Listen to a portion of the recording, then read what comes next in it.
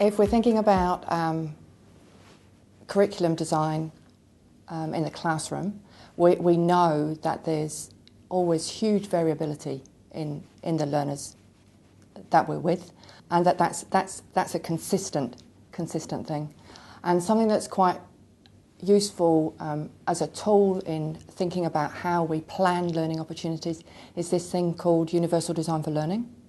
So it's a framework for looking at how we plan our goals, our teaching methods, the resources and materials that we use, and also kind of the way we design assessments and evaluations. And it's based around three principles. We know quite a lot more now about how the brain works, and so we know we need to provide lots of options for the way we present material to students. We can't just present, a singular text document, which we often see in homework situations. Kids gets the homework sheet and we wonder why the kids are not engaged. We need to present, text and video and images and audio and movement, because if we acknowledge that there is that variability, the way that learners perceive that information is going to be different. A second area is around, again, if we acknowledge the variability, the way we express what we know is going to be different. So we need to provide options for how we support learners in how they can plan and organise what they know. And then the third area really is around engagement. So each of us is motivated by really different things. The kind of what's in it for me is always a big thing.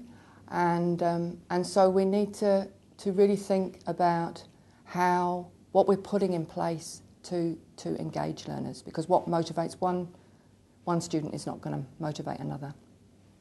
And particularly in that area, in terms of being culturally responsive and thinking about where kids come from, their background, cultures, strengths, interests, that we work really closely with community, so that, especially with engagement, that learners can see themselves and make connections in a learning opportunity that we're making. And so Universal Design for Learning is kind of based on those three principles, and there's a fantastic set of really simple guidelines. It's not a big checklist, but it's just kind of like, it's literally one page of A4 kind of prompt as you're going into planning a learning opportunity. What is it that I need to think of that considers all these learners from the outset? There's always a need for differentiation, but rather than planning curriculum for like this illusory average learner, that traditional one size fits all, and then massive effort in differentiating all these different things for all the different needs, which is impossible really, and so kids get missed constantly.